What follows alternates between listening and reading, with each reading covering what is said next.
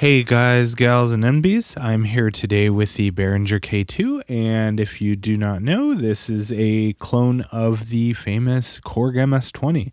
And the interesting thing, as far as I know, Behringer actually hired the original creator of the MS-20 to help with this thing, and it sounds phenomenal. It has a classic and a more modern filter. I believe I'm using the classic filter. I would hope so because it sounds like the classic thing. I've used a real MS-20 before. It sounds very similar. And I've owned an MS-20 Mini. And the MS-20 Mini was a very good sounding synth. If you go back in my channel, you'll see me having videos about it. It's very hard to film because of how the panel's set up, at least for me it was. And I didn't like the build quality. I'm happy to say that the build quality of this thing, which this thing is only $200, is far superior to the MS-20 Mini that Korg has put out and I think is still creating to this date. That said, you heard from the opening, this thing sounds absolutely wonderful, especially for a dark ambient context. And as you could hear, I was actually triggering this thing. I'm going to turn down the resonance really quick with the key step, but paraphonically.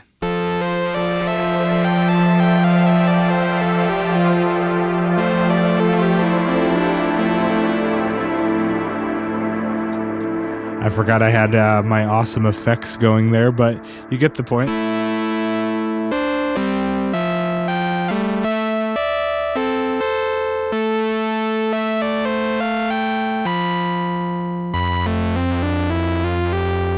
So I'm doing this by sending out pitch of voice 1 and 2. I have this set to trigger CV routing 1 and 2 to the same track, which this runs into a problem where I get some dead keys. It's a software issue because it's trying to trigger voice 2 instead on some of those keys. I wish there was some kind of priority or where you could only prioritize gate 1, but pitch, have all the pitches come out at the same time. Dependent on how many notes you play. It's a little flaky on that regard, but that's a key step issue or key step pro issue and not an issue with the K2 here. That said, I mean, it kind of works for that. It wasn't its intended behavior. I guess your better bet would be to get something like the Korg SV2 in order to sequence 2 CV inputs and 1 trigger. But yeah, it does in a pinch, so that's really cool. There's some other methods you can use where you can use MIDI out for voice 1, and then you could use the CV out for the second voice on this thing. But yeah, paraphonically, it sounds really good. But the real star of the show, and I'm not going to go over too much on this. This is going to actually, for once, be a very short video for me. The oscillators sound fantastic, obviously, as you could hear. But the other thing that sounds just phenomenal is that filter and the filter resonance. And one of the things about the filter resonance is it does not take away from the bass frequencies, or not a lot, I should say. So yeah.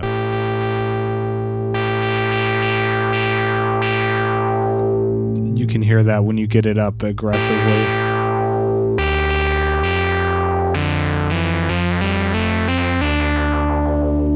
One quick aside, you probably need to make sure that your controller, well, not even probably, if you're just using a default configured key step pro or normal key step, you need to make sure your CV out pitch format is set for hertz per volt.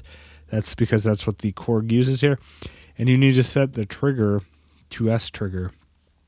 S trigger kind of works, I think, in the same way. It's just like a switch between the input and output of the switch. It just bridges a contact instead of sending control voltage or like a logical high or logical low to the synth. So yeah, it works kind of just like a momentary push button. But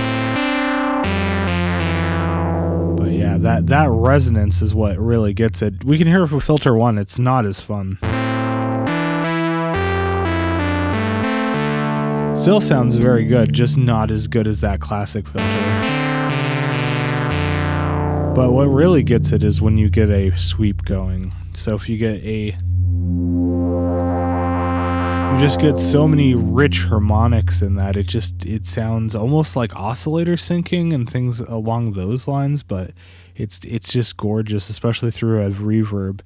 That said, we use the sawtooth on this, but I am going to switch over to using a square wave because this sounds phenomenal with the square wave as well.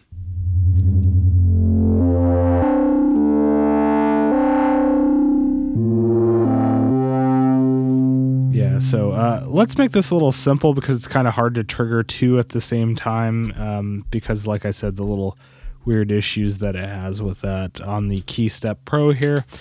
Like I said, I wish there was some kind of priority settings that you could set to fix that. So let's turn off two. Now we have just both oscillators playing, but what we could do is we could pitch the second oscillator. We're going to pitch it to a perfect fifth.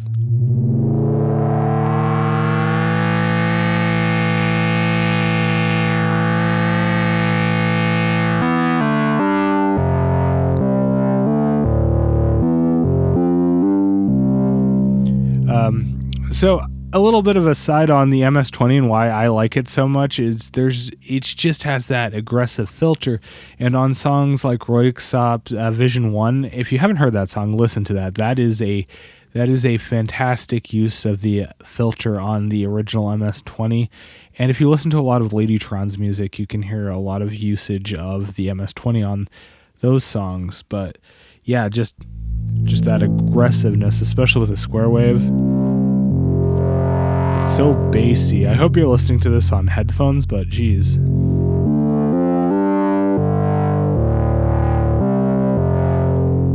We'll do a shorter.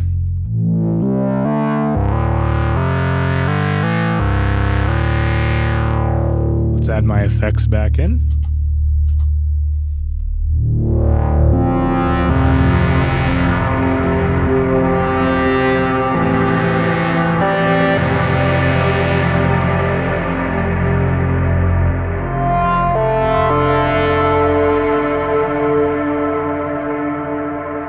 Just so good. Even if you don't use all that filter resonance, this thing just still sounds phenomenal. If we make it a very short envelope here.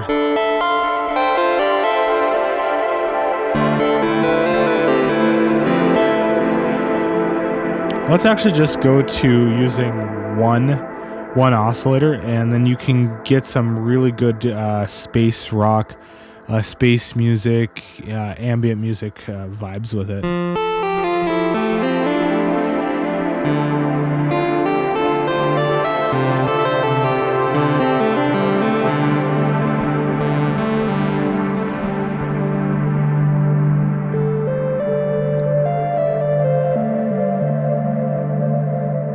All the oscillators just sound great.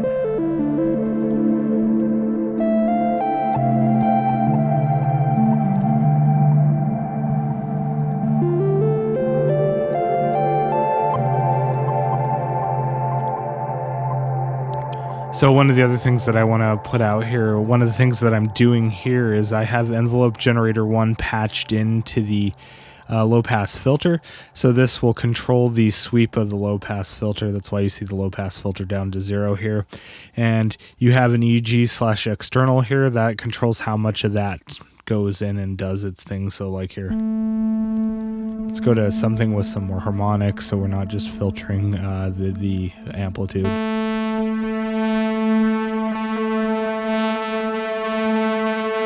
So that'll be the peak value of where the envelope lands. So like if I turn it down to here, it'll be very mellow. It's a little too mellow.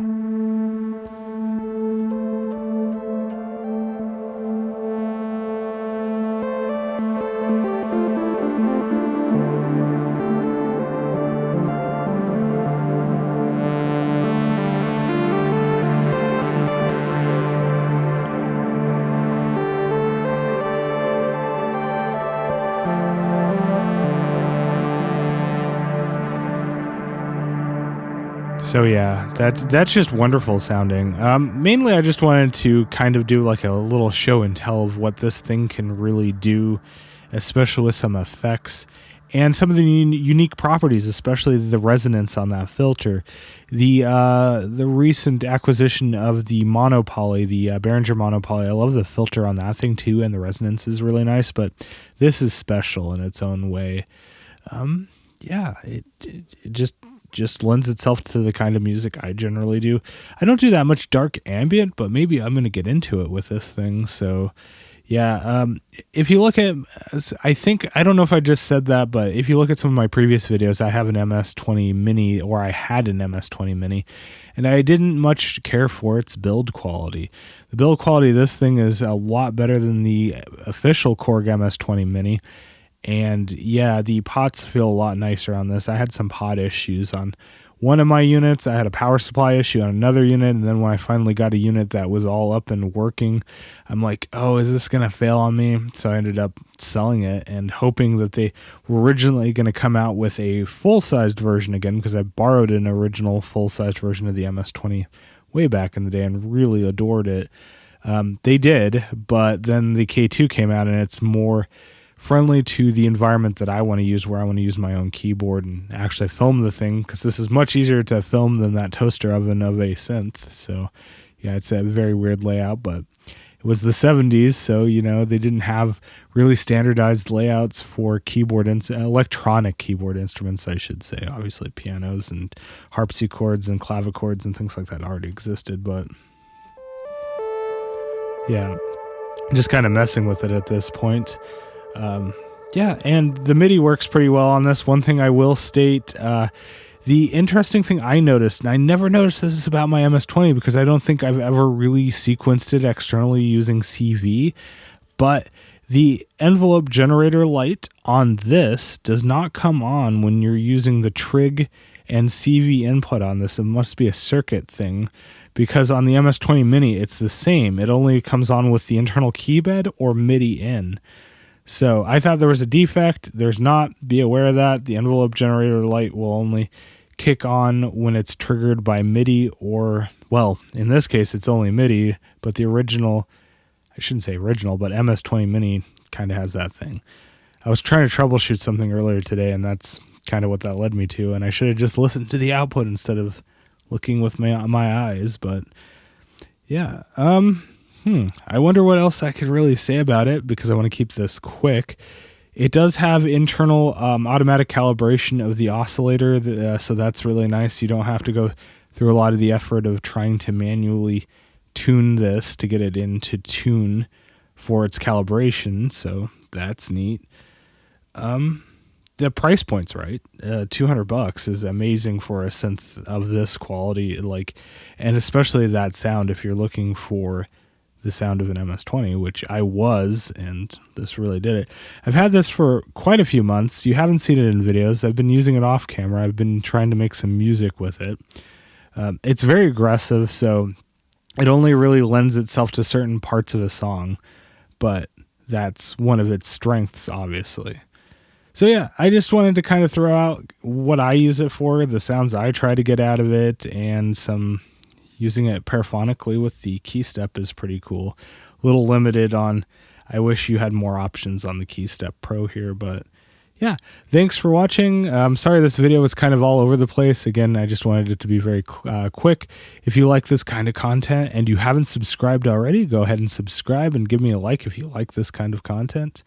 And I will see you again soon.